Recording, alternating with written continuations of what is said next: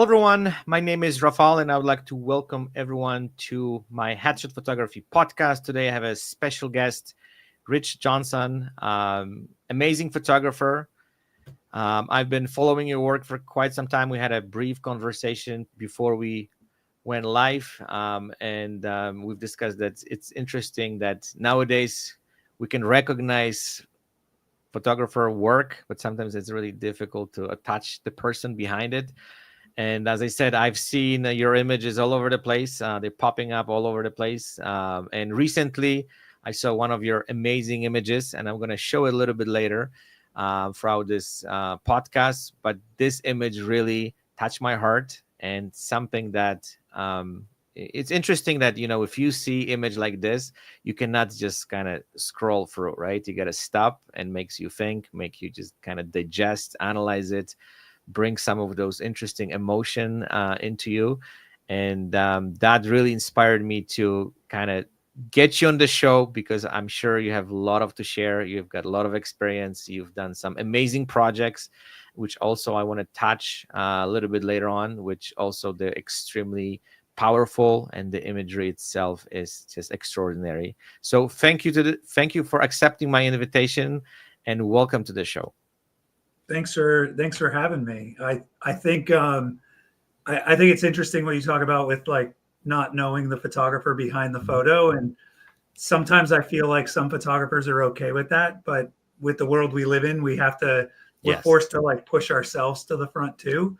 But I would rather people discover the photos before even if they never know who I am. I'm okay with the photos just being what they are. So Absolutely. um, yeah. But I agree with you. Yeah, definitely. We need to push ourselves, at the front of what do we do. And then, some of those images which we're creating.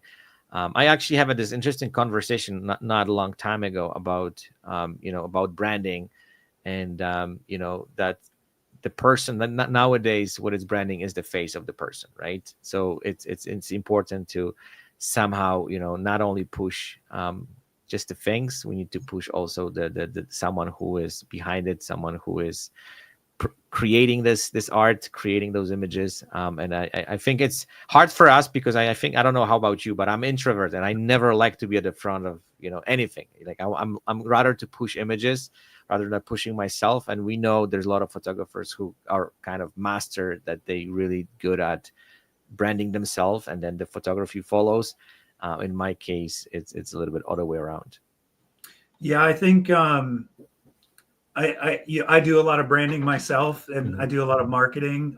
It's a big chunk of what I do for a living, um, and it's amazing because I'll teach companies, or I'll try to stress to companies, people want to buy individuals. They want to support individuals, and corporations. We've become prone to think that they're just trying to sell us something. Mhm. So, posting things as a company, you get less reach and you get less reaction, whereas posting things as individuals, you get way more response.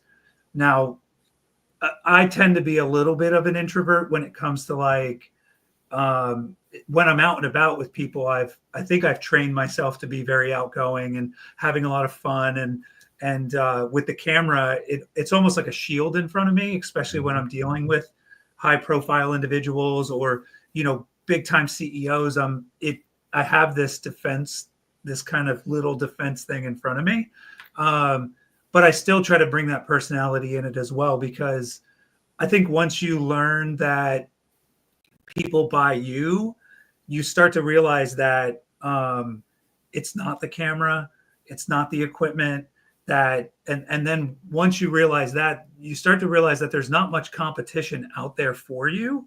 Mhm. When you know what people want is they want your ideas, they want your Input. sauce, whatever that is, right? And that could be your personality. What people definitely don't want is someone who's difficult to work with, someone who's awkward, or makes their job a lot harder. So if I'm working with an agency for an ad campaign, they know they can pair me with certain clients, and I'm going to bring out the best that I can bring out, and those clients are going to attract to that, even if my pricing may be maybe a little bit higher, or a little bit lower, or my quality may not be as top as the next guy up, but I'm going to stand out because I'm going to treat their client right, and they know that based on my brand. But branding is, especially as photographers, it's why Annie Leibovitz gets these, movie production budgets, for shoots that, are good, but she's built that brand and she's built the name. Absolutely. So let's take a step back before we jump in to diving deep into this, what we started about branding and stuff, because I want to get into this in a second. But I want to start with I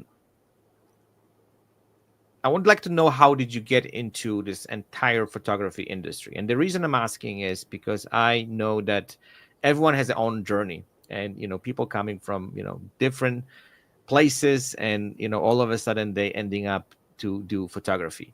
And I know from my other interviews, everyone has a kind of very unique way getting into this, and it's sometimes very fascinating that people coming from completely different professions, and all of a sudden they discover this ability that they want to pursue photography.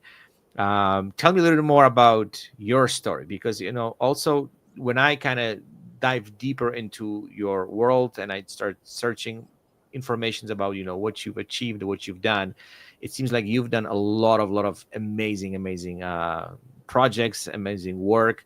So how did you get even into this whole photography world? What is your story? I lied so bad to get into photography. So I actually dropped out of photo class my freshman year. It was before digital really hit. So it was still dark room, and I just had no interest in it. I had no patience, but I was very much into storytelling and video. I wanted to be a filmmaker, direct films. So in Florida, we don't have much production going on here. And especially at the time we didn't. And I was in between production gigs, doing commercials out on the shore and stuff like that. And I was walking through a mall and saw a sign that said photographer wanted. And I went in and I applied, and the guy was like, who's a really good friend of mine now. So, but he said, well, I need to see your photography before I can hire you. And I was like, okay, my computer crashed, which was complete lie. I was like, let me borrow a camera. I'll go take some photos and I'll bring them in. So I borrowed my friend's Olympus E10, which is a fixed lens. I don't even know what it is. It's some kind of camera. And I took pictures of my girlfriend, who's now my wife. And I brought him in, and he's like, you're hired. And I was like, okay. And little did I know, like, he didn't hire me because my photos were great. They weren't good. He hired me because I was willing to show up, willing to fight for the job. And as a business owner, 20 years into this, I've realized that that's more important than the skills and the talent now. But at the time I was like, I must be pretty good at this, right? Yeah. So within about a year, I was running the studio, helping out. I was doing everything from sales to shooting to printing, everything. So like most, kind of ignorant, arrogant young guys do, they thought, I'm going to go do this on my own. So I bought a camera, I bought some lights, and I started shooting primarily weddings.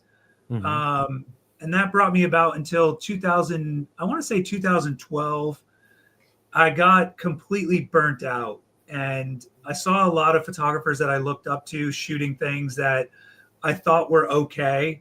But they weren't really wowing me. And I was convinced that I was just missing the opportunities. Like I was just missing the chance to photograph famous people. And that's really what was stopping me. But I was burnt out because I was shooting weddings almost every weekend. I had a wedding. And then in between that, I'm retouching, I'm processing photos. And so I pretty much quit. I was like, I'm done. I was about to sell my camera. This was about 2012. I had everything boxed up. And then I found an Evernote account where I had written down all these ideas that I wanted to shoot. Mhm. And they were ideas that I just didn't have the time to shoot because I had gotten so busy chasing after money.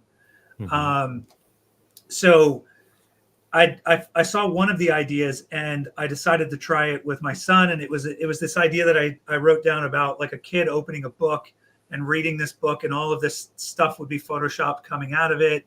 And I even wrote down like a diagram on how to light it. I was going to cut a hole in the page in the book and use the pages as a softbox so the light would be hidden. Um, and this was pre Godox days, so it wasn't, these were bigger lights. And so I shot it. I took about 5 images with my son. At the time was 3. He didn't really have much of a patience or attention span. So I created the image. I photoshopped the hell out of it. I thought I almost deleted it because it was way more extreme than anything I had ever done up until that point. But it was like my ultimate like feel cute, I might delete later kind of moment where I Mhm. uploaded it to Facebook, and instantly it got tons of attention. People really recognized it. They were telling me how much they enjoyed the image. I got my first article featured on their tutorial through Photoshop Magazine. Oh, wow. And then it kind of dawned on me that I had been neglecting the only thing that separated me from anybody else, which was my ideas. And it really changed the way I looked at my journey in photography. So from then on, I required myself to do a personal project every quarter. Mhm. Uh, and basically what I designed the personal projects to do was it gave me an opportunity to fail without risk of refund to a Mhm. client or risk of making someone mad. And some of the experiments that I did, they weren't all successes. A lot of them were failures. I had one idea where I wanted these Christmas bulbs to hit and explode. And when they collided, I wanted to capture that explosion. So I bought 300 Christmas bulbs. I filled them with glitter. I went in my driveway. I bought a sound trigger, and I was photographing them. And every time I photograph them, I'd capture this moment when they were past each other, right? So they'd collide and then they'd be here. And then 300 shots later, I realized that if I would have paid attention in science, I would have remembered that sound or light travels faster than sound. So if Mhm. I'm triggering the device off the sound of the action I'm trying to capture, it's already too late, right? Yeah. So complete failure. My driveway's full of glitter, glass. My wife's yelling at me. And then literally 3 weeks later, I had a client reach out to me and they're like, we own a leak detection company and we want to do something unique. We do leak detection for pools. Do you have any ideas? And I was like, well, I could pop water balloons on your heads and we can do like hats that look like water balloons. And because I had failed at that other experiment, I knew that I had to trigger the camera with a sound that wasn't the action. So I climbed up on a ladder. I had these giant water balloons. I'd snap the scissors. That would trigger a delay. And by the time the water hit the client and fanned out, the photo would capture and it'd be this perfect frozen in time water wig. Mhm. Uh, so it gives you this confidence, and it's propelled my career to places I couldn't have even imagined back in 2012. Because when a client hires you from portfolio work, more than likely you're going to play it safe and you're going to give them what you need to give them so that they get the product they wanted and you don't have to give them money back. So Mhm. there's not going to be that risk. And what the personal projects allow you to do is really show your clients what you want them to see. Because if you're waiting for a client to hire you to do some awesome photo shoot, it's not going to happen. Like the chances are it's not going to happen. So go out, create the work you want your clients to see and create those clients. Every opportunity I've been given from photography in the recent, 15 years has been because of me creating those moments through images that I want to see and then translating those to actual paid client work. Absolutely. So So let's jump into one of your projects, which really touched me, which is called Weapon of Choice, and I'm gonna bring some of those images to this podcast. Just give me 1 second here, and I'm gonna just bring them right up. So, can you tell me, like, first of all, what leads you to do this project? And if you could tell me a little bit more about the project itself, and also, which is fascinating what you just said about, taking risk in photography, because that's something that you might fail, but at the same time, that might be foundation for something bigger in the future, right? Either as a client or some recognition, or there's a million things which might happen.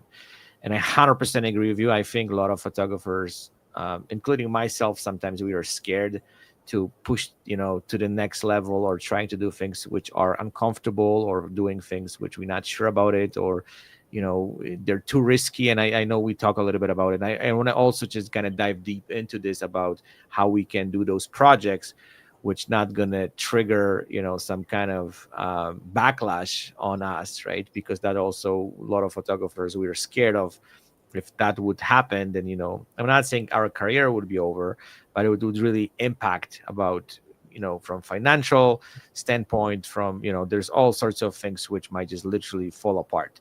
So tell me about this project. Let's kind of dive in this, what leads you to do this, and then if you could just tell me a little bit more details. And then also I want to know, because it's fascinating, where this project took you, because that's another amazing story behind it, which you took the risk, and the price you've received is amazing. So if we could just talk a little bit about it.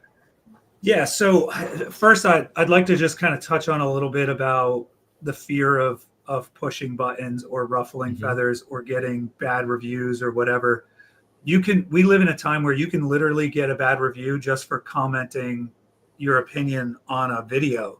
My only negative review on Google has been from a guy that I've never met. He lives in Canada. He's never been to my business. But because I made a comment on a video on Instagram he didn't like, he gave me my only negative review on Google reviews. Wow.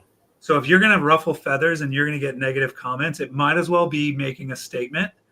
And you can only hope that when you create something, that it causes conversation to the extent that people are uncomfortable with it, or they are making comments about it, in the sense that, yes, you have to do it ethically and you have to do it in a way that does it justice. But I hope that my photos will start a conversation and that people will disagree with it. That's the goal, right? So this specific project popped up because I was driving in the car and I heard this reporter talking about bullying. And in the United States, we're very much like, these are just kids on the playground. Like, these are things that, kids need to, we're raising these wimps. Everyone's a wimp, you know what I mean? And it's this tough guy mentality. And so what I thought was, would we say the same things we say to each other if the things we said left the same visuals as physical contact? And that's when it dawned on me, well, if I could get kids to come in and I can write bad words on them in the form of a bruise, that would show people that words have an impact. Now, this is a good example of like just doing something, because I came up with this idea and I thought that I wasn't qualified to address this issue. So I reached out to child psychologists. I tried to get like these experts involved, and all of them ghosted me. They didn't want anything to do with it. They were just like, okay, great idea, but not interested. So during my time of trying to do personal projects every quarter, this idea popped back up, and I said, you know what? I'm going to do it. I'm going to put a post on Insta or Facebook, and I'm going to do a casting call. And I want specifically children to show up. And what we're going to do is we're going to write down a list of words. They're going to pick the word, and we're going to put it on their face in the form of a bruise. And as soon as I did that, I had adults reach out to me, and they said, can we be a part of it? Mhm. One adult reached out to me and he said, Rich, I was physically abused by my dad when I was a kid. I don't remember the physical pain, but to this day, I still feel worthless.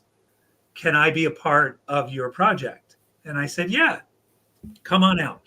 So I got the makeup artist to donate their time. I got a video crew to donate their time. I donated my time with the photos, and we had the kids come in, and I had a list of words, really bad words, Mhm. that I put down. And the first kid comes up, and I say, pick a word. And he looks at it and he says, my word's not on there. And I was like, yeah, but these are like bad words. Like, you have to pick bad words. This isn't going to work unless it's bad words. And he goes, well, my word's not on there. And I was like, well, what's your word? And he's like, stupid. And I was like, all right, fine, do stupid. And then another kid would come up and they'd be like, my word is coward. And I'd go, that's not really offensive. Fine. And basically every kid that came up, they wouldn't let me pick the word for them. Mhm. And at the time, I wanted to be that artist that was determining and dictating and being like, these are the bad words. These are what offend me. And in retrospect, shortly after this project launched, it dawned on me that it's actually what saved the project is the fact that I surrendered to what was genuine and authentic and let the project be itself. Mhm. Because if I didn't, the project was no longer unique and defensible, and now it was just my opinion. But once this project launched, I received so much hate mail. I received so much love mail too. But a lot of it was like, you don't know what you're talking about. Kids are weak these days. They need to be stronger.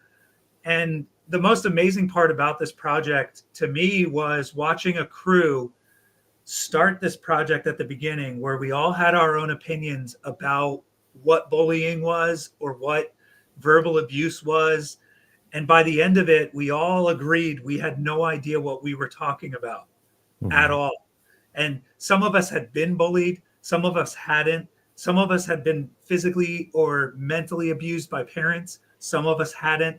And we all left there realizing that every single person who participated in this project um, what went through a different experience, and we only know what we know from our personal points of view.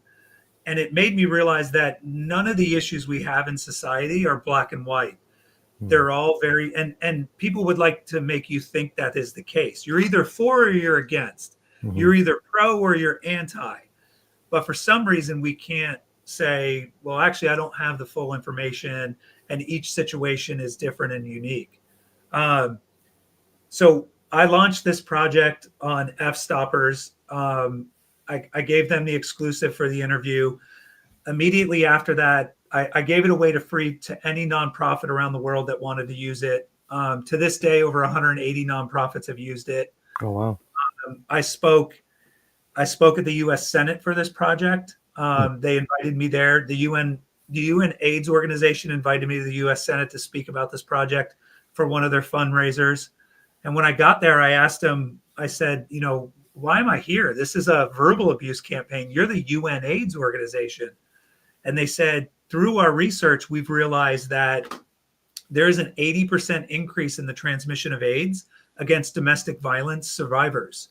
And so our mission as a nonprofit now is going to be to start tackling domestic violence against children and women, because if they go through this abuse and survive, they tend to turn to sex work or drugs, which then increases the transmission of AIDS by almost 80%.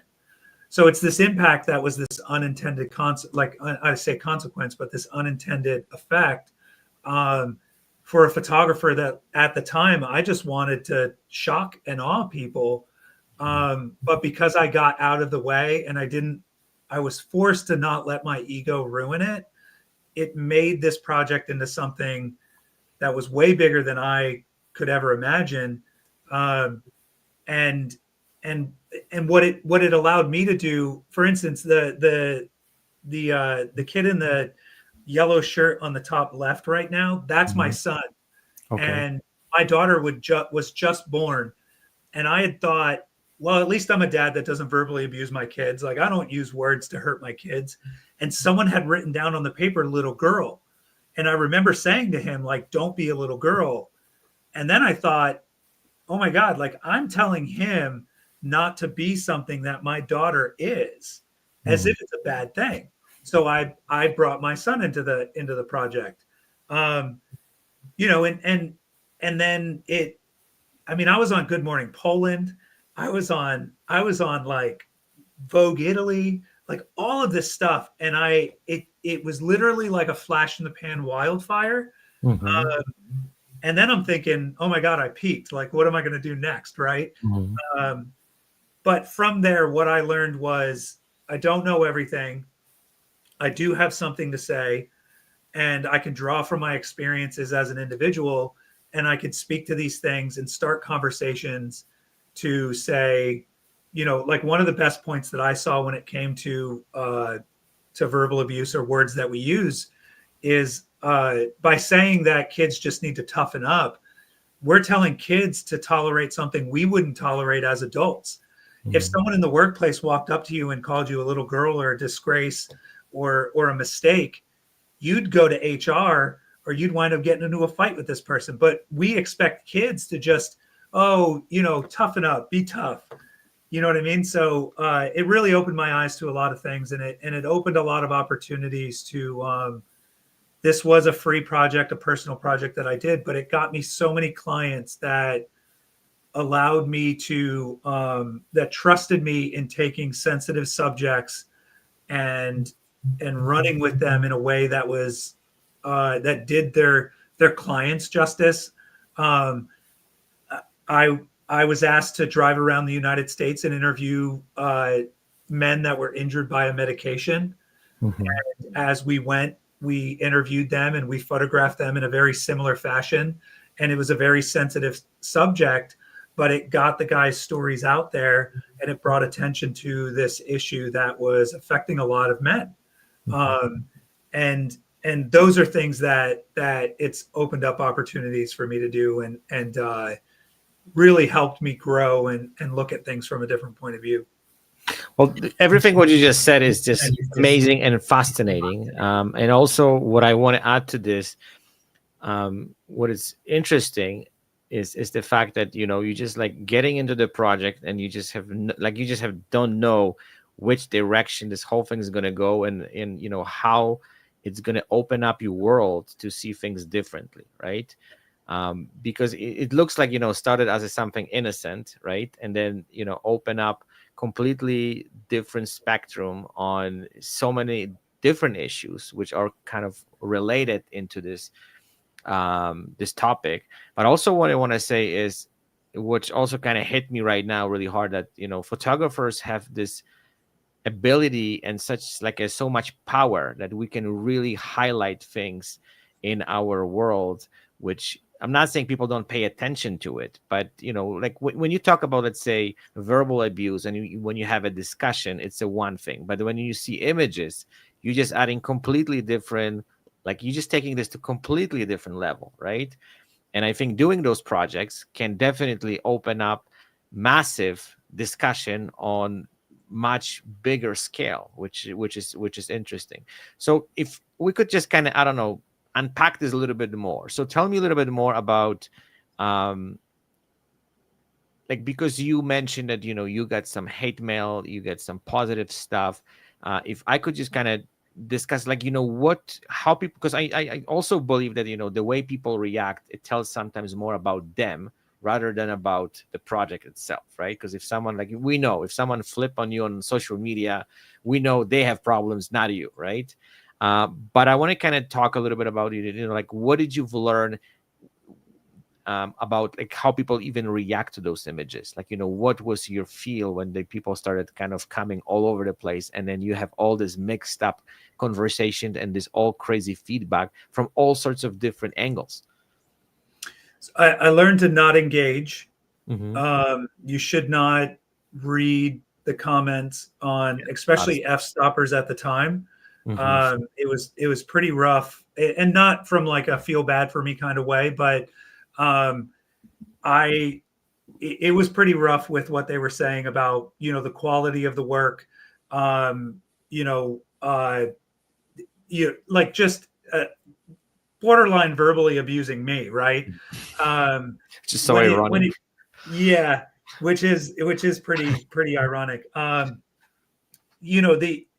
Here's something I did learn, and this is something that a lot of people should learn as well, is it's easy for people to say what they would or wouldn't do when they've done nothing at all. Mm-hmm.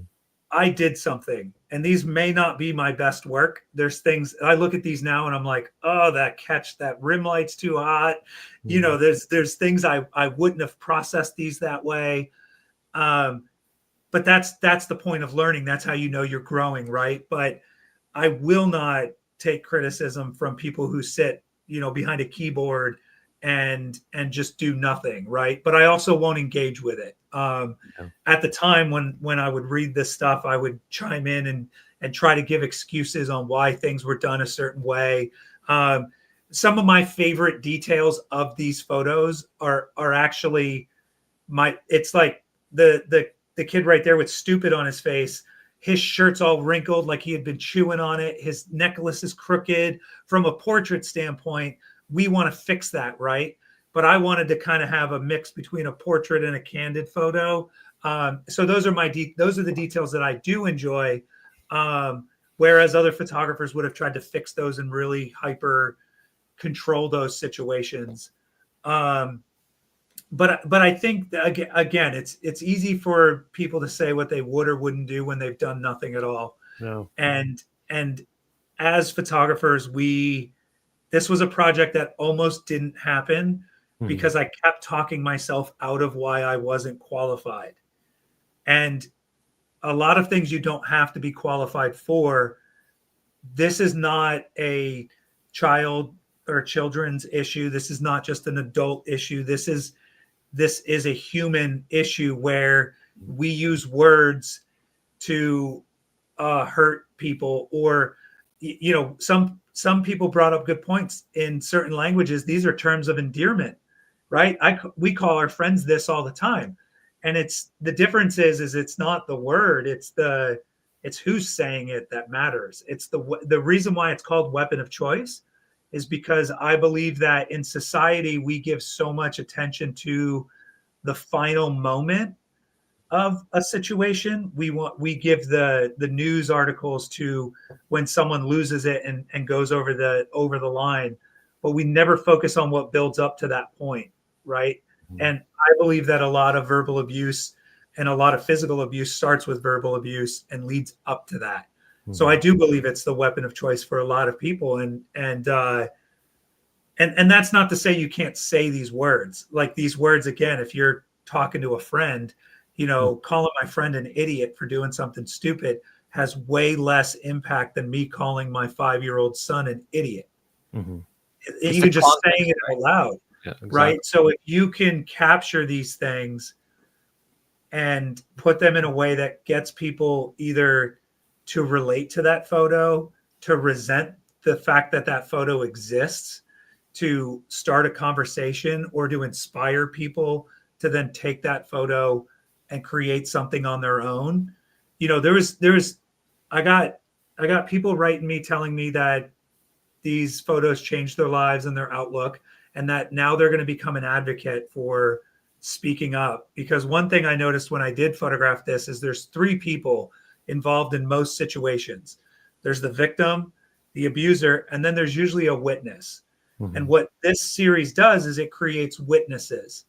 And it says, if you see something, speak up and help people, right? So what this allows, what this series does is it made me look at other series that I wanted to do. I did a back to school ad campaign back in 2019 that I just created fake Target ads, but I put all the kids in bulletproof vests. Mm-hmm.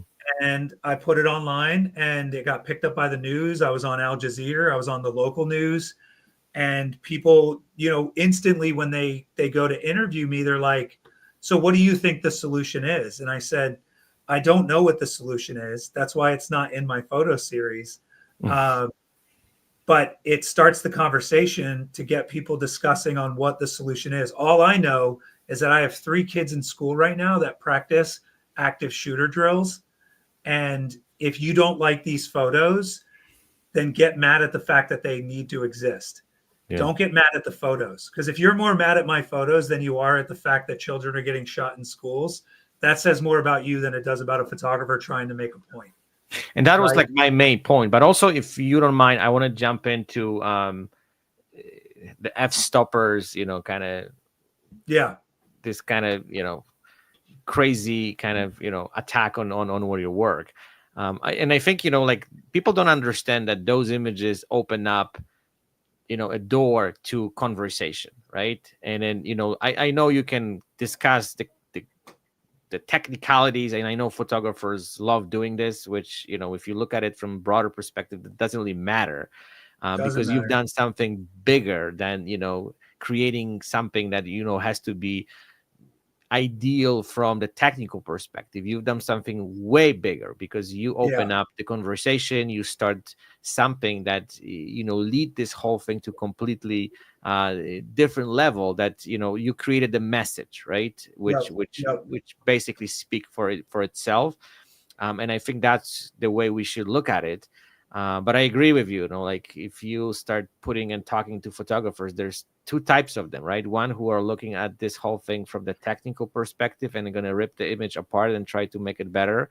But that's not the point. You've done this, right? It's not to showcase ideal lighting, studio, I don't know, perfection. It's more about creating this educational content, which going to educate people, and it's going to just start very important discussion, right? Because even as you said, after while, when you kind of start this talking to people, you start looking at this whole thing from completely different perspective. And even for me, talking about it with you starts creating all sorts of completely different thoughts about how impactful that project was, and then how big it is that we don't even realize. And I think you also didn't even realize how big it's going to get when you started. I had no idea. And I think the point, and I don't want to bash F-stoppers because I think they're a great site, but at the time they didn't have any. Right now you have to upload like a portfolio before you can like comment on their stuff. Now, it used to not be that way. You used to just sign up, you can comment all you want. But here's the thing: is F-stoppers is a website of how. It's based around how.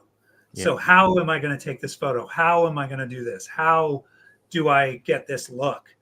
They sell tutorials on how. It's a how website. And I think what I had to learn over time is I want to focus on why. Yeah. I don't want to focus on how. I know how. I know what I can, with 3 clicks of my, forward dial, I know what I'm adjusting. I know my how. Like, and if the first thing you're asking when you see a photo is how did you do that, you're doing it wrong. You need to ask, why did I do that? And then follow up with the how. So headshot photography is it's so funny because I do headshots, but for the longest time I did them horribly because I would try to shoot the headshot the way I wanted to see it. And I'd have this like crazy lighting. And then people are like, these aren't good headshots. And I'm like, what are you talking about? And the hardest thing about headshot photography is realizing that you don't matter as the photographer as much as you want to, right? What matters is the person in front of you. And what matters is what they're trying to sell. So headshot photographers are like the scores of a movie. You're supposed to be noticed, but not draw attention from the movie, right? Like, we need to get out of the way when it comes to headshots. So, but then there's, and what I do when someone walks into my studio for headshots is my camera's not even on me for the first 10 minutes. I go, hey, if I don't know this from my lead capture, I say, oh, you're here for headshots. What do you do? Oh, I'm an accountant. Oh, what kind of accounting? Nonprofit? Okay. We want to do something serious. We don't want to be too crazy or too unapproachable. But it's different than if they walk in and they say, hey, I'm an actor or I'm a comedian. Your approaches are going to be different, right? So even with this project for Weapon of Choice or any of the other personal projects I've done, the first ingredient is why I'm going to create, and then I figure out how I'm going to create. Right. And I think a lot of photographers get away from that. They just want to know the technical. They want to know specifically like it's an ingredient or a formula. And I think that limits them too much. I think they go into it. And I think that's also why a lot of photographers, the natural light photographers, are afraid of strobes or off-camera flash, because it's always different. And they expected a formula, but what they didn't take into consideration was the size of the room, the colors of the wall, all of those things that affect the way off-camera flash works. And it takes a while to build up that courage to be like, okay, I'm going to have a good poker face in front of my clients when my trigger doesn't work for some reason. Or, and that doesn't happen as much as it used to, but in the days of the old pocket wizards, it used to happen all the time. So it's I like what I'm seeing in the industry with a lot of photographers community over competition. But also I think a lot of photographers need to look at their work and say, why am I going to take this photo? And then figure out how.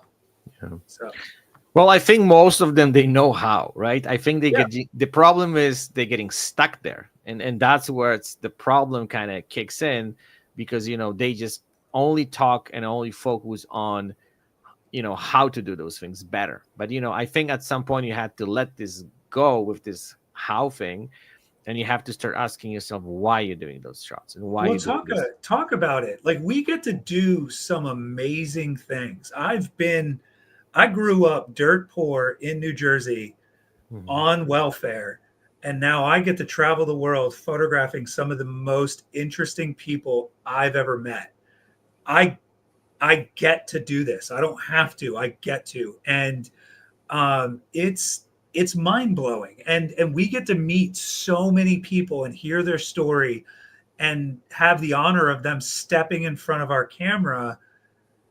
And if you go to anybody's website, all they show you is a bunch of photos, and I'm in the middle of rebuilding my site over the last year, but I started separating my projects into the stories that are these adventures that I get to do. I mean, I was hired to go to Alaska and take headshots of people in the middle of remote Alaska. That's a story. I could just show the photos, but there's a whole story behind that. And I think if photographers take a step back and they say, not only do I have this photo, but I also have this amazing human experience that just happened leading up to that. It's one thing to show a photo of a celebrity on your website, and it's another to tell people how you achieved that or how you got to that point to then be able to create that image. One of my top clients is a company that puts on festival cruises. And I got that because I was invited as a guest to one cruise, and I brought my camera and I was like, I'm going to shoot this like I'm working. And I photographed it from the fan's point of view. And I submitted the work the next year and said, here, this is what it looks like to be a fan. And this is what I did for free. And they hired me, and I've done that cruise every year since 2015. Oh, wow. So it's creating these clients. And some people will look at me and be like, Rich, don't you take vacations? And it's like, taking photos is my vacation. Me sitting on a cruise ship reading a book is not my thing. I will go insane. So I get to do what would be a vacation for a living. And I truly mean that, not in like I'm just trying to convince myself that I love this. Like, I truly love what I get to do. Yeah. I think photography also is extremely addictive. It's like a drug, which, you cannot get enough of, right? It's funny because I used to always compare it to being a drug. Yeah. And I used to joke, and it's probably not a good joke, but like, I would almost prefer to be addicted to drugs, because sometimes, at least with drugs, you can get a high. Sometimes with photography, you could fail miserably. You get back, you're like, that was an awesome shoot. And then you get back and you're looking at them on your big screen and you're like, that's out of focus. That's overexposed. Why didn't I do this? And so sometimes I'm like, you got any more of those photo shoots for me? Yeah, yeah, yeah. So I Absolutely. agree with that analogy. Yeah, and then it's for me, every shoot is excitement, right? Like, and then I think that's what is fascinating. And I'm sure most photographers agree with me, is the fact that, like it's never gets boring, right? You always work with different people. You always have something different. You can challenge yourself to push yourself to do different things.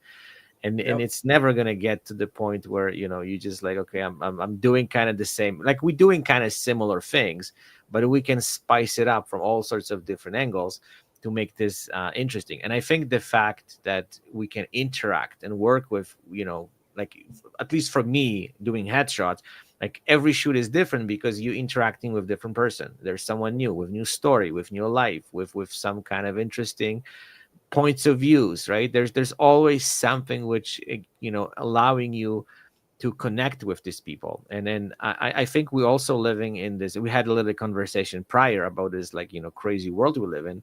And I also think that we are getting to the point that people becoming extremely disconnected from each other, right? Like we all social media, we talk to each other over, text messages, I don't know, you name it.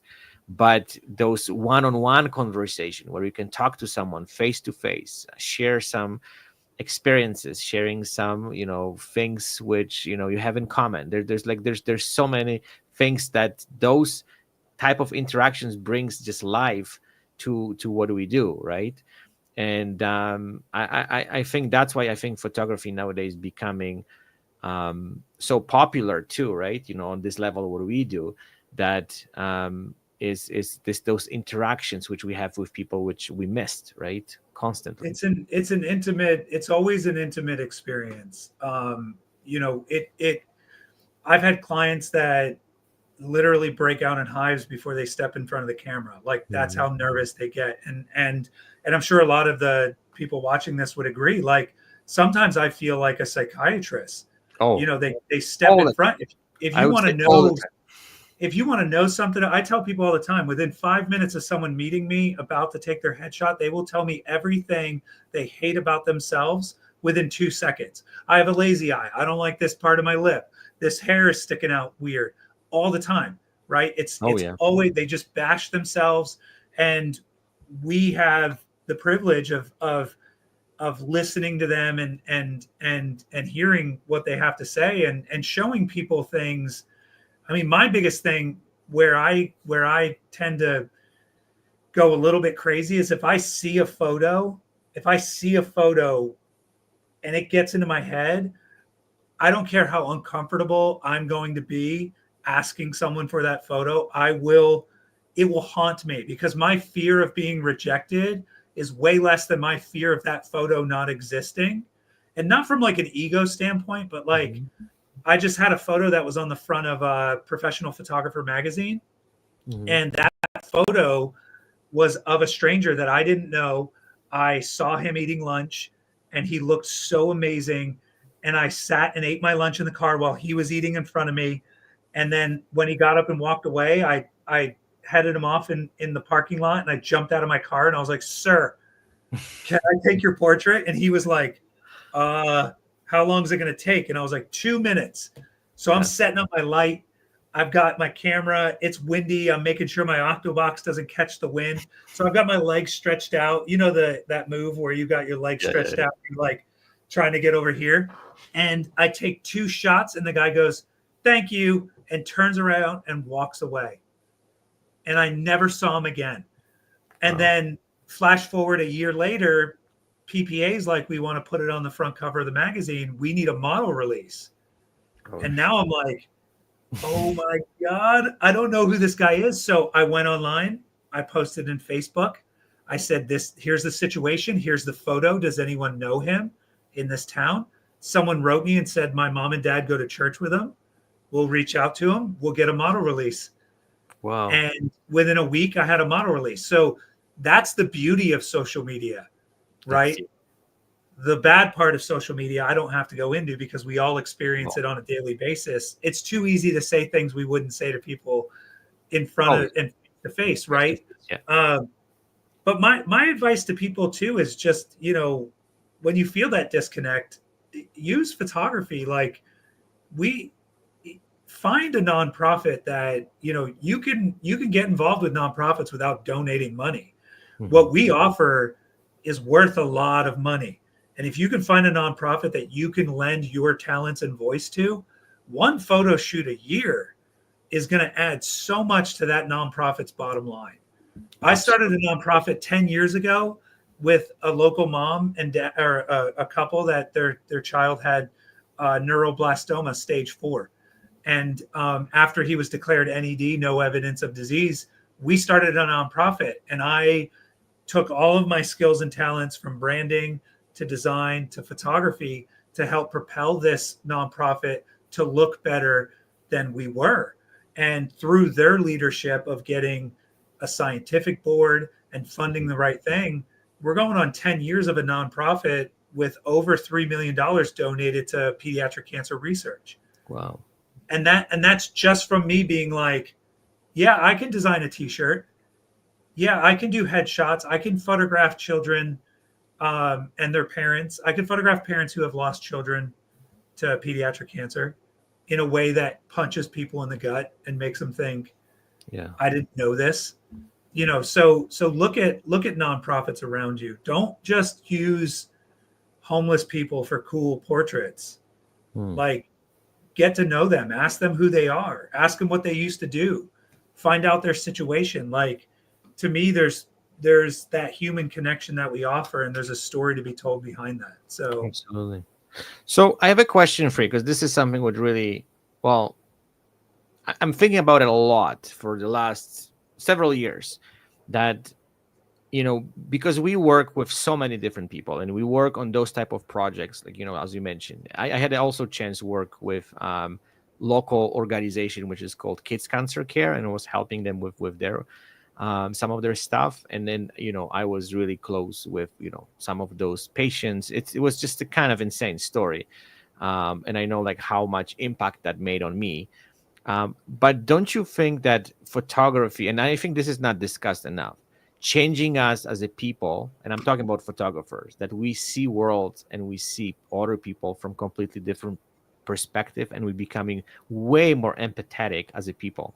Because, like, if you are witnessing those stuff, like, there's no freaking way it's not going to touch your heart. Like, if you are involved in this type of projects and you're opening this, like, I'm not saying Pandora box, but you just like opening up this world which you never seen before, how much struggles people go through, the real world.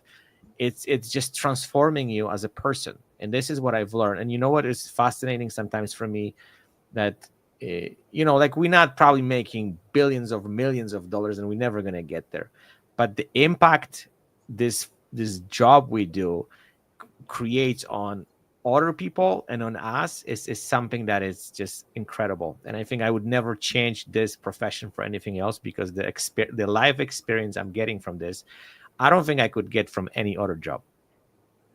It's allowed me to really look. It is a privilege. Like, I've worked with children that are no longer with us.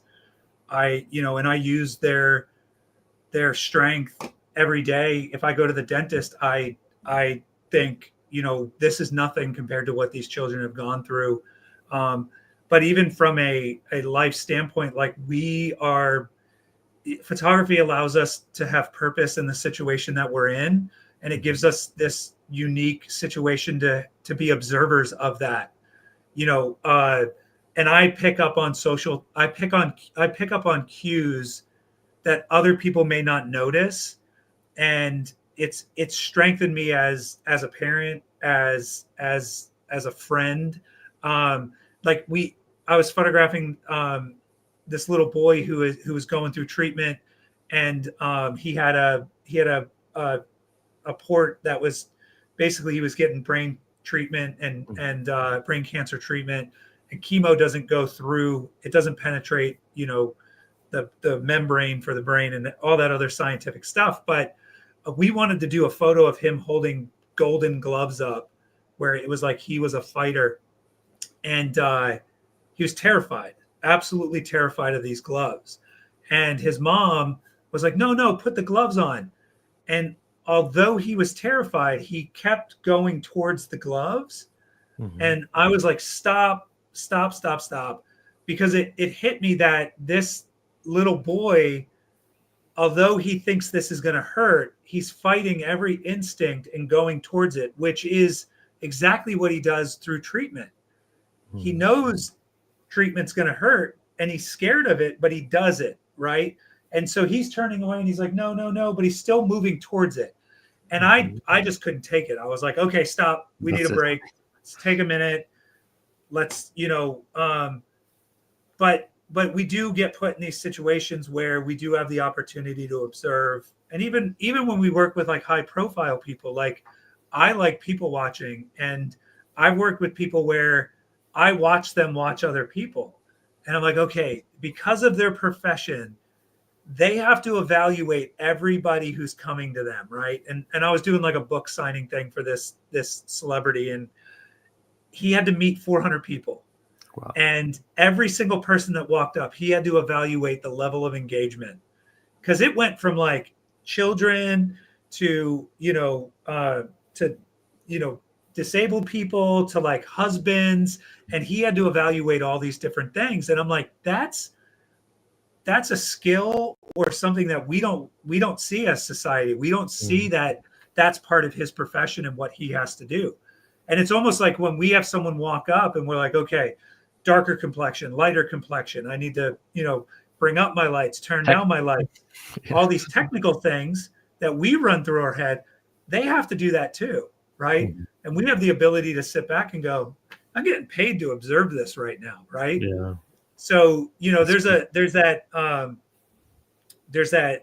a really famous shot of Churchill, where he's like frumping and he's kind of like he's very upset, and in the You mean photo, the cigar one? That's the one? yeah, Yeah. yeah. I heard the story, but So just the say interview with the photographer it's my favorite story, because he talks about how he was only supposed to be there to photograph this luncheon that Churchill was going to be at. So what does he do? He sets up his lights over in the corner and where he thinks the lunch is going to be. So his goal is he's going to turn this luncheon into a portrait, which is what I would have done. I would have been like, I'm getting a portrait of this guy, right? So he sets it up, and the day of the shoot, he realizes that they set the luncheon on the other side of the room. So Churchill comes in, it's the end of the war. Everyone's laughing. Churchill stands up to leave, and he goes, oh, Mr. Churchill, can you come over here and take a portrait? And Churchill gets mad, and he's like, I don't want a portrait. Why didn't anybody tell me? And his guys were like, just go do it. Stop being, mean about it.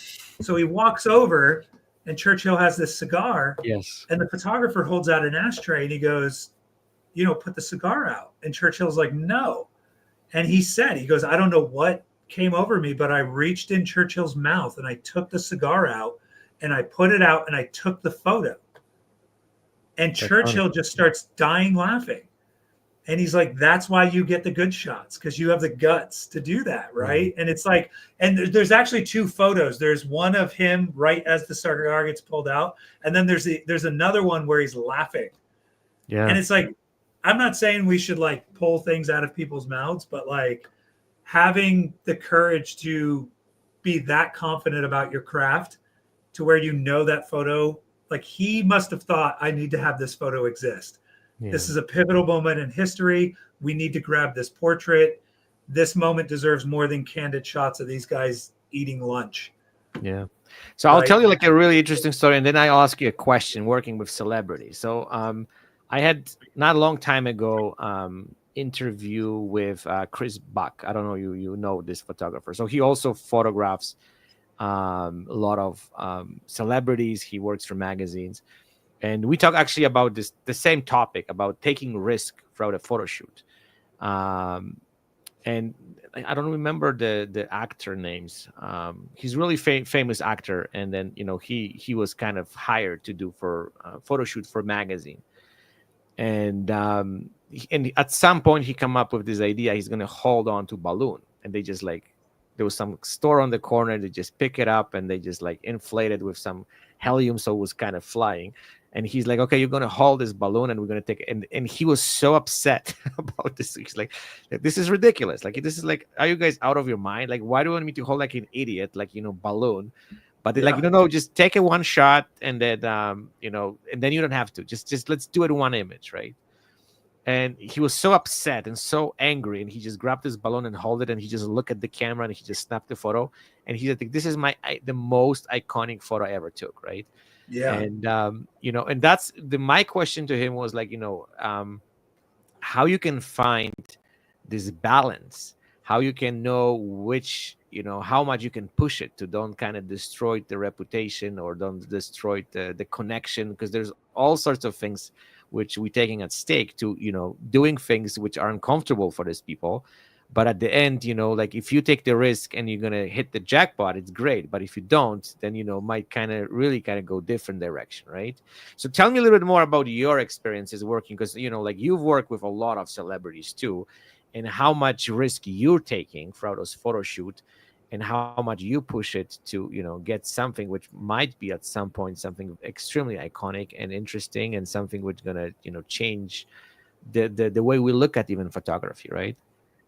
So I take every opportunity to, if I'm hired to do something, I will take the opportunity to try to get something that I want from it selfishly, right? But that will not come at the risk of the client project or my reputation. So it is planned out and thought about and as painless as possible. So for the book signing, I wasn't told not to take a portrait of that person, but I set up a light 2 hours beforehand, knowing where he would be. And I had my, business partner stand in and I did light tests and I made sure everything was good. I knew my settings. So when I decided to strike and say, hey, come on over here real fast, that guy was like, what am I doing? I'm supposed to be signing books. And I'm like, no, it's just real quick. Oh, okay.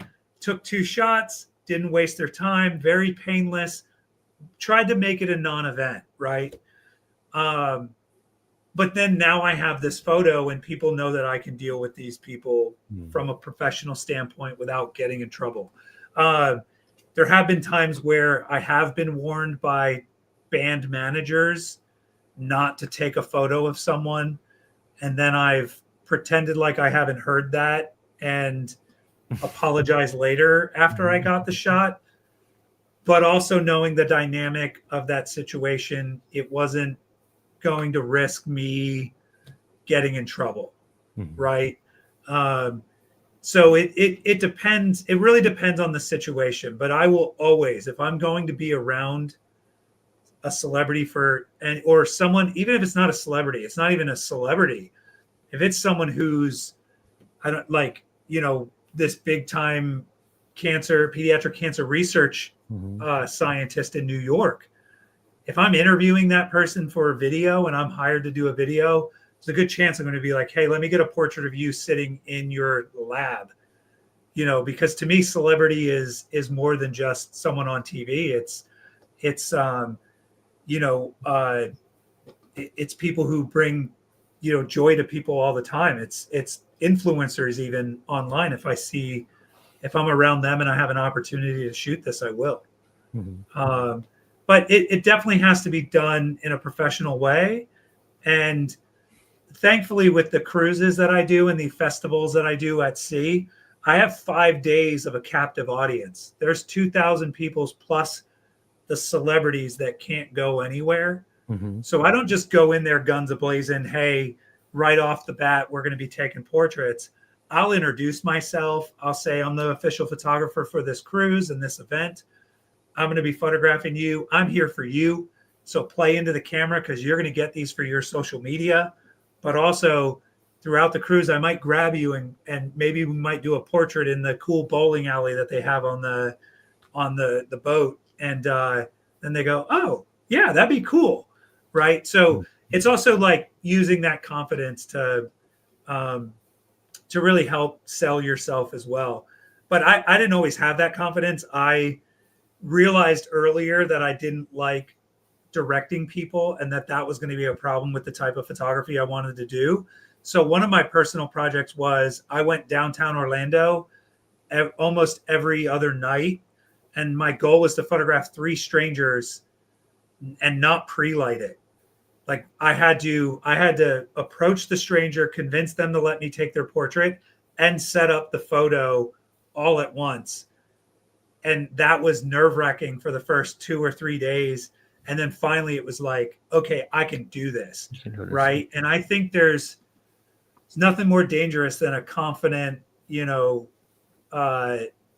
fearless photographer who's going to go into a situation, know how to treat people with respect, but also direct people in a way that with confidence and know their craft enough to do that. So you'll get amazing photos from that. But don't you think this is also something that we need to push ourselves to do things which we feel uncomfortable with? Because that's something which I think a lot of people struggle with, right? Like, as we talk a little bit about, they can really master the lighting, technicalities, but this is completely different level of, skills, where you have to, as you said, approach somebody, talk to them, convince them, kind of make sure that they trust you right on the spot, that they're going to open themselves to you so you can take their portrait.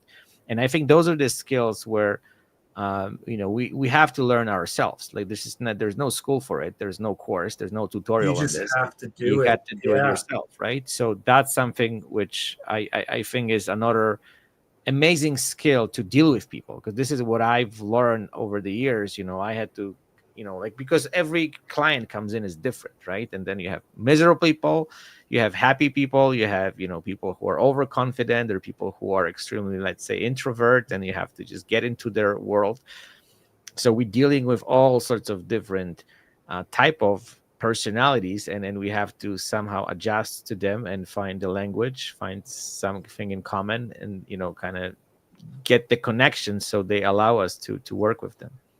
And it's not easy. It's even worse when you're dealing with, I don't get starstruck, but I do always understand the privilege that I'm not like, and I don't want to say fear, but like I've worked with people that I have grew up watching, like idolizing as a kid. You know what I mean? Like a few weeks ago, I got to work with Tony Hawk, and I don't want to like name drop, but like I grew up skateboarding because of that guy.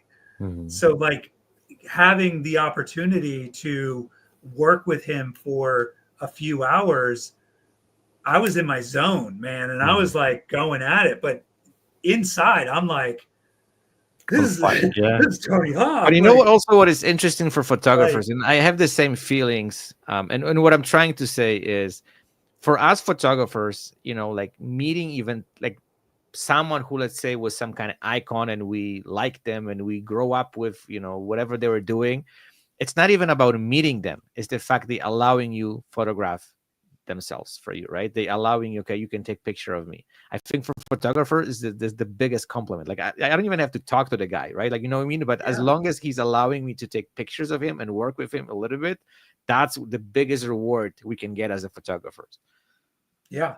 And it was really rewarding for me, because that experience, I was there to photograph a photographer, Grant Britton, who is basically the godfather of skate photography, because he was there in the 70s photographing Tony Hawk when he was 12. Wow. He worked at the skate park that Tony Hawk worked at, and he liked photography. And he just started working and taking photos of these skateboarders.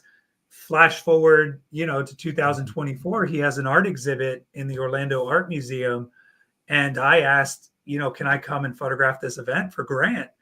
And Tony Hawk came to speak at the event, and it was really awesome, because I saw a lot of similarities with the personalities and way that, even this photographer who's done so much, a lot of it translates to even how we approach people today. He's working with guests. He's like, he made a joke. He's like, I'm going to stand out here because no one really wants me in the photo with them and Tony Hawk. And if I leave a gap right here, you could Photoshop me out. And I'm like, Grant, like get in the photo, right? But that's what we would do as photographers. We would be like, he's the one you want to photograph, not me. But it's like, no, we like it was an honor to photograph Grant and be a part of that night and see him, you know, kind of like seeing the rewards of his work, his life of a work, and photos that I grew up seeing or ripping out of magazines and putting on my wall. He's responsible for those. And I'm like, it's a photographer who up until 2 years ago or a year ago, I didn't even know who that was. I just knew his work.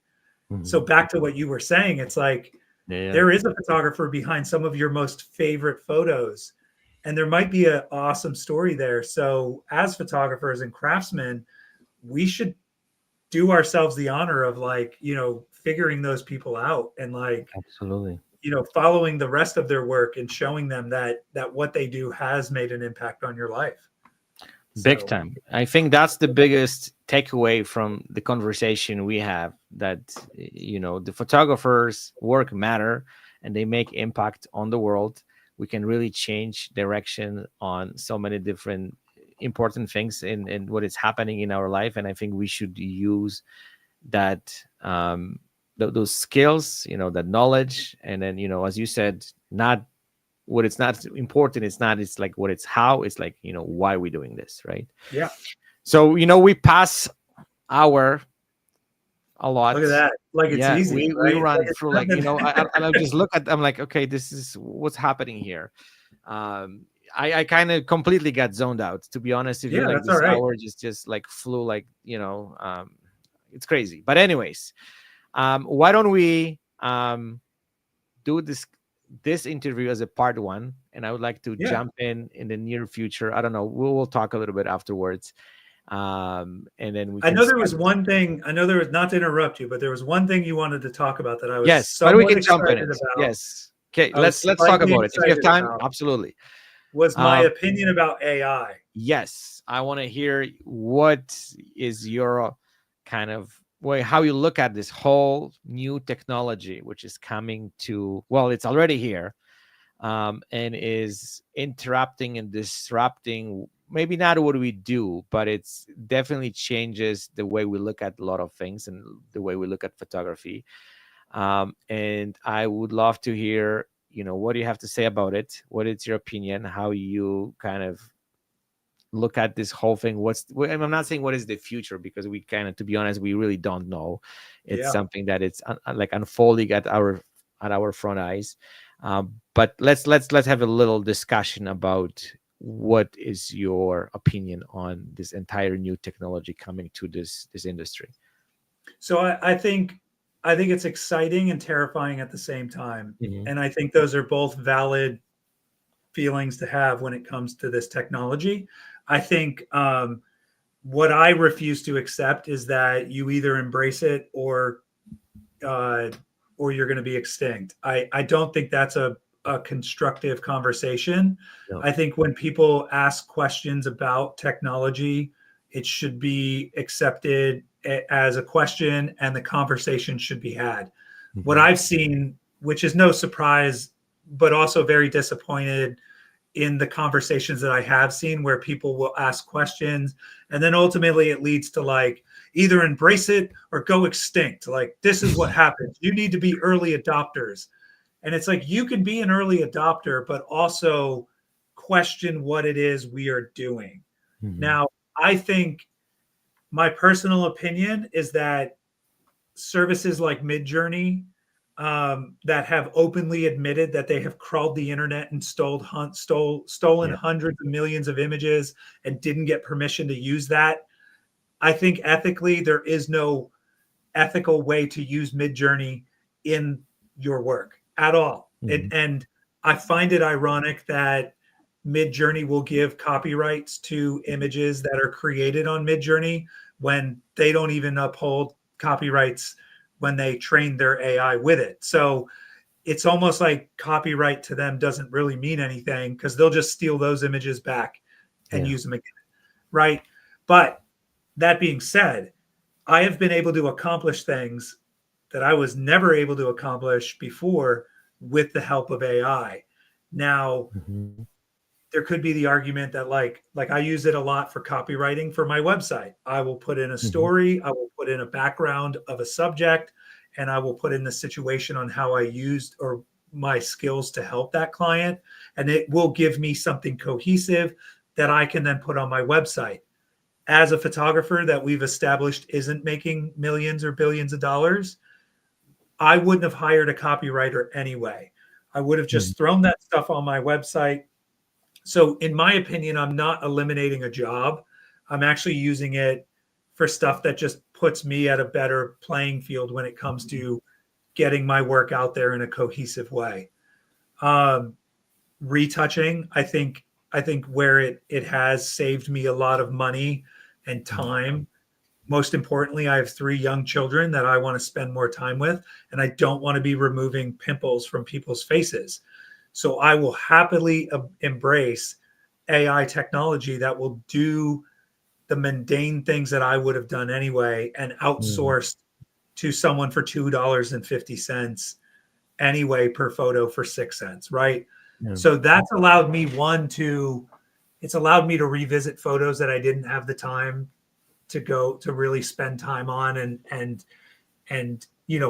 fine tune the retouching, because I'm not like a high end retoucher, skin retoucher, right? Like a lot of what I do is like blemishes, and Evoto, whatever it's called, does it for 6 cents, and I'm moving on, right? Yeah, exactly. Like so I think there are limitations to it. I think from an agency standpoint, my clients, I still think there is a desire to show, like the festival cruises. I can't imagine there ever being the need to use AI to simulate selling an authentic experience, right? Like, hey, come to this cruise and here's fake happy smiling people. Like, I think we're still sensitive to that. And I don't want to say it'll never happen, but the limitations that I've seen AI have from knowing how specific and particular clients are. I mean, I did a food / lifestyle shoot for an agency here in Orlando, and they had a food stylist. They had a stylist for the talent. And my job was specifically lighting and pressing the camera button. Like, that was it. And I'd frame up the shot and they would micro move things. And those are micro movements and adjustments that currently are not available in AI. It's still a roll of the dice. And when you've got a $1,000 campaign, people don't want to take the roll of the dice. Now, I think set extensions, background extensions, stuff like that, I think we should embrace that, but we should also look at things and as professionals question how it's being made, why it's being made.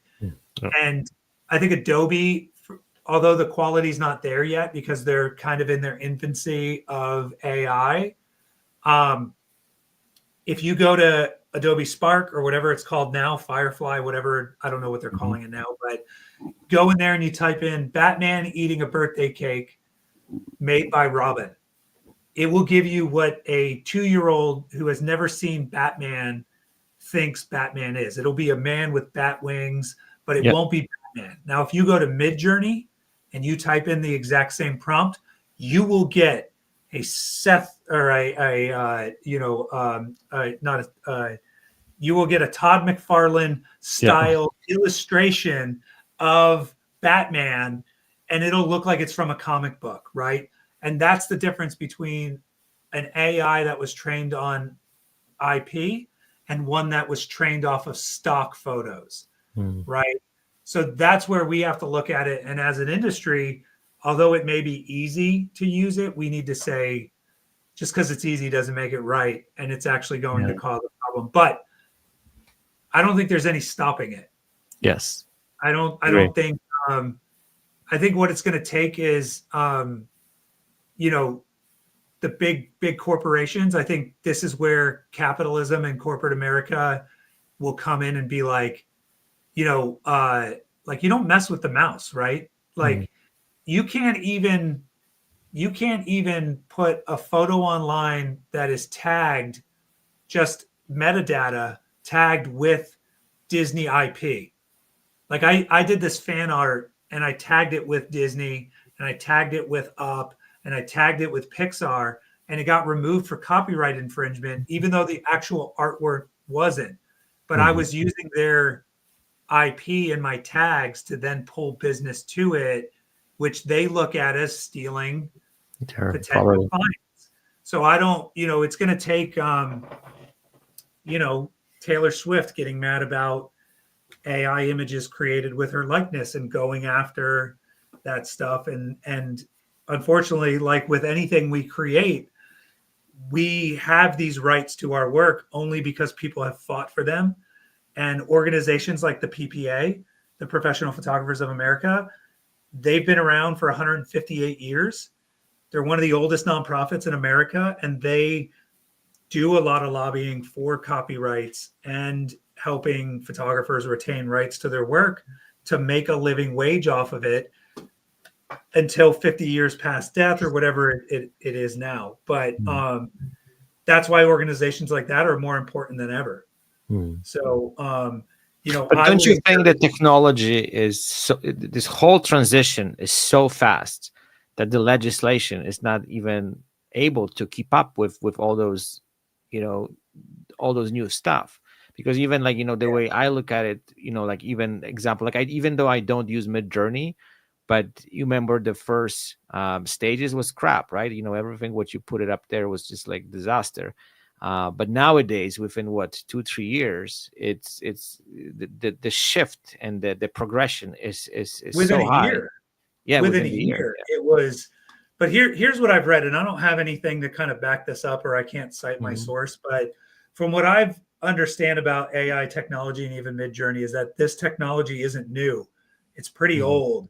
It's just now getting to a point where it's making leaps and bounds because of crawling the internet and pulling all that stuff in.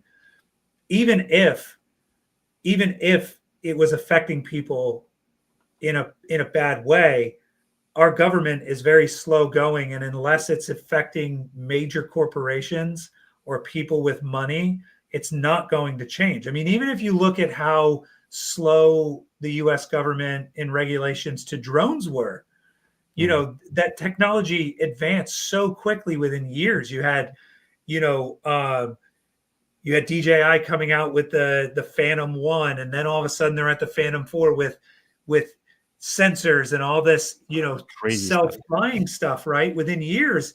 And the government's just like, I don't know what to do about this. And I bought one and I flew it as high as I could go and instantly realized this is a bad idea. Yeah. This needs to be regulated. Like I could have hit something just not knowing, right? Yeah. Like that ignorance of it. So I think there are things that the government is slow to fix, and rightfully so. And anything that's haphazardly legislated against tends to not really stick around long anyway. But there has to be a conversation. And right now, you cannot copyright anything that is created with AI. Yeah. No. So, and why should you be able to? It's not technically yours. And if you go by basic copyright law, which is the copyright is in the hands of the creator, which is like, even if I supply you with lights, cameras, and the situation, and you press the shutter, you own the copyright because you are the creator. So if we go by that basic definition of copyright law, then technically Midjourney, as an artist learning and creating stuff, is the copyright holder, even though we typed in the prompts and gave it the tools. Yeah. Right. So I think there's smarter people out there to have these conversations, but as a business owner and a marketer and, someone who manages websites and brands, as one of the many hats that we wear as photographers, it's allowed me to put my focus back into what I love, which is photography and storytelling. And for that, I appreciate. But I'm also personally set boundaries on what I will or will not do or use with it. And I think being part of a professional association like the PPA has helped guide that, because they've established rules like we won't accept, any images that use AI in competition, and using competition as ways to earn degrees and, uh, um, credits and stuff like that. It helps making those decisions easier. But I also don't have clients that are like, can you just AI this into the back? Like, no one's asking for AI photos. We joke about it almost every shoot, where people are like, oh, can you make me 10 pounds less? And I'm like, oh, the camera has AI. It's already done it. Yeah. And then they laugh, and they're like, really? And I'm like, no, not yet. But soon. It's coming next year. Yeah. So, I think it's exciting, but also terrifying. And I think as professionals, we need to have the conversation with each other, being like, well, here's the pros that I use. Yeah. And that's the reason I openly want to talk about it, because, everyone has different opinion, and everyone kind of brings something new to the table. And that's what is fascinating, own experiences, own knowledge. But as you said, this is not going away. It's that the question is how we can manage this. So, we're not going to get hurt by all this technology. I think we are, it's like, if you look at it, we are a little bit, but I think it's not there yet. I think there's still a long way till we get to the point that it's going to be really interfering with what we do. But I had this, going back to what you said, I had this interesting conversation. I was attending the Canadian Photography Conference, which is like, a little bit similar to PPA. They're very strict when it comes to competitions. Like, they even had some specific software which was running those shots to make sure that there's no AI involvement in those images. And if they just sense it, something, or even like I think to the point that you did even like a little color grading or something, and you did a little bit of, I don't know, AI to fix some of those little flaws, the image was automatically disqualified from the competition. So they're very strict, which is great. But, they also kind of like pulling their hair out, because, like it's just additional work for them to do this whole stuff. Right. So. Yeah. And it's getting harder and harder to tell. I mean, if I'm happy about it, because a lot of my work before AI became a thing, or the term AI, like my kids use it as a term to say that things look fake. Like, why does that look like AI? They'll say, right? Yeah. But like my work always kind of had like a 3D AI kind of look to it, way before it was but it is challenging. But I think it will. I think once we learn what it can enhance, and then what it could also, where it has its shortcomings, like ChatGPT is amazing. But I also put in a lot of work, like training it and getting it to learn my language, or my voice and my style. But again, it's like, I don't feel like I'm taking someone's job, because I wouldn't have hired someone to do that anyway. Yeah. Right. Exactly. So and unfortunately, I think we can all have our stick in the mud kind of thing. Like, this is where I want to be, and we can draw that line.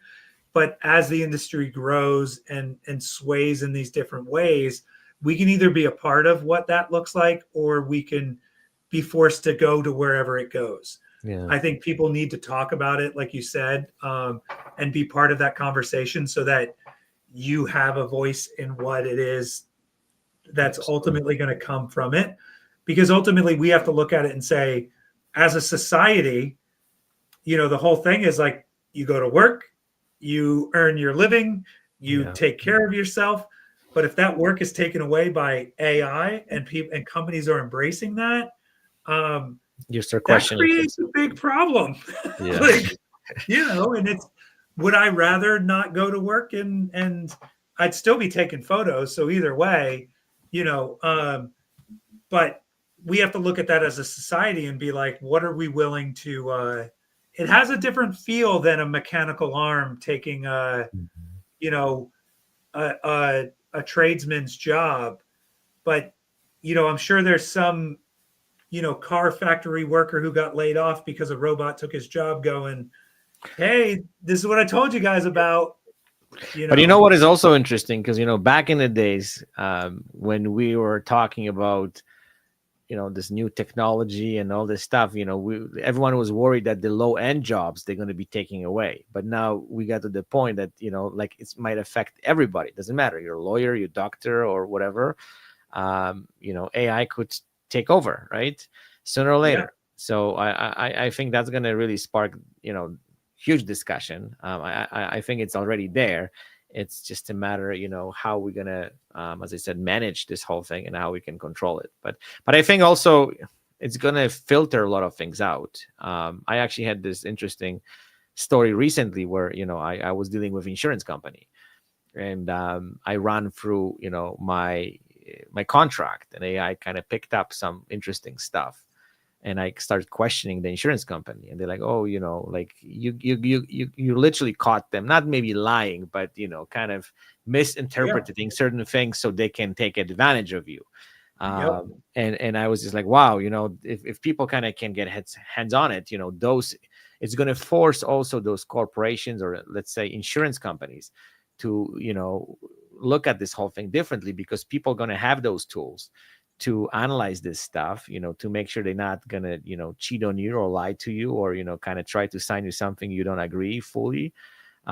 So I deeply believe the AI will have some amazing implications and then applications for us to do things which are going to work in our benefit. But, you know, I think what people are scared the most, if this is going to be used other way around, right, when they start using against us, right? So that's the scary part. But well, I just realized we're having a conversation about AI while I have AI on my face. Okay. Like literally, like the Meta glasses. Oh, okay. So like it's insane. It's like taking over, and I don't want to say taking over like it's like aliens invading, but like I could literally be like, what am I looking at right now? And it'll tell me what I'm looking at. Wow. And when I got these glasses, I was like, this is going to be cool for like behind, like I can sit here and record us right now, and it's recording video. And as a photographer, I have this first person view, and I can shoot behind the scenes. And, but what I did notice was that for sight impaired people, like this is where AI is going to be really cool, because it can literally take, I could say, hey, how much money am I holding in my hand? And it'll tell me. Or I could say, hey, read this.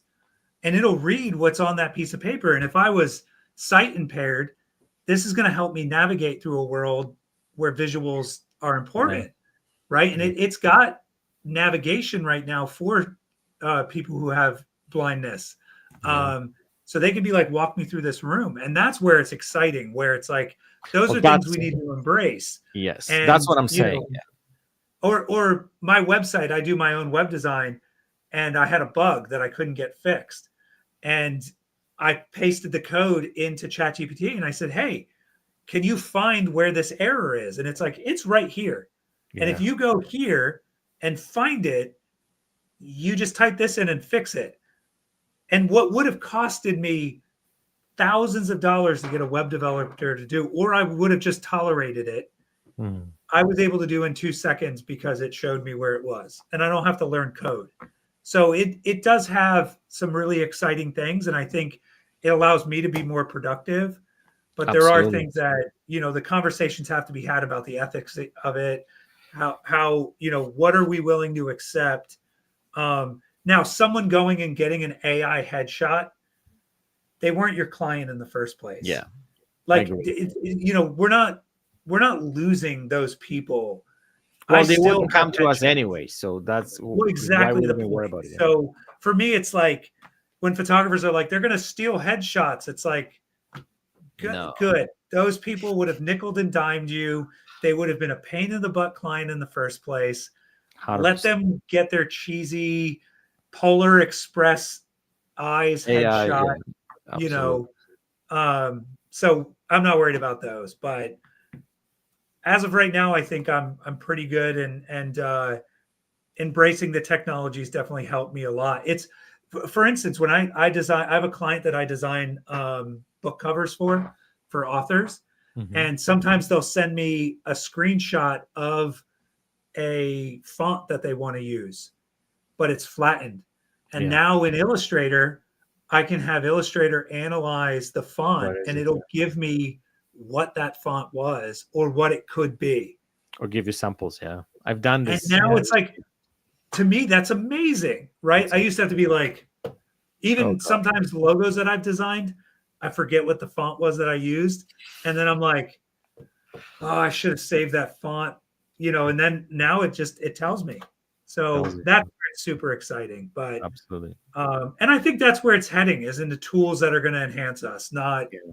not hurt us. Not hurt us. So 100%. Okay, Rich, that was fantastic conversation. Thank you there's a so lot. much. I've learned a lot today from you. So thank you for that. I know everyone who is going to be looking at this will get the same all this knowledge and all this wisdom as I did. So thank you for that.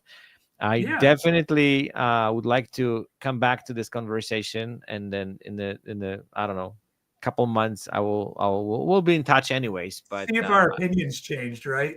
yes, we'll see where this whole thing is heading Yeah, anyways, yeah. right? Because probably 2 months from now we'll be living in a different world anyways, right? So looking at Yep. this pace we are in right now.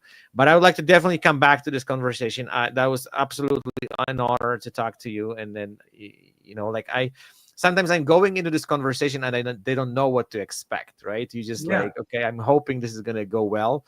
But this one, I'm glad we didn't touch anything about lighting and equipment, because this is just completely out of the picture at this point. But some of those points about taking those projects, doing things from kind of perspective of creating how we do those stuff, and then creating an impact on society, on communities, on viewers. It's something that is the biggest takeaway from this conversation. So thank you for that. I really Great. appreciate it. Well, I appreciate the opportunity to, Oh, absolutely. to talk to you and have exposure to your audience and just kind of get it out there that, that personal project that you've been talking about doing, do it, because it's not going to get done, and all you're going to get from it is reward upon reward, and your work's going to be better off. So Absolutely. go Perfect. create. Perfect. Thank you so much, and we'll be in touch. Perfect.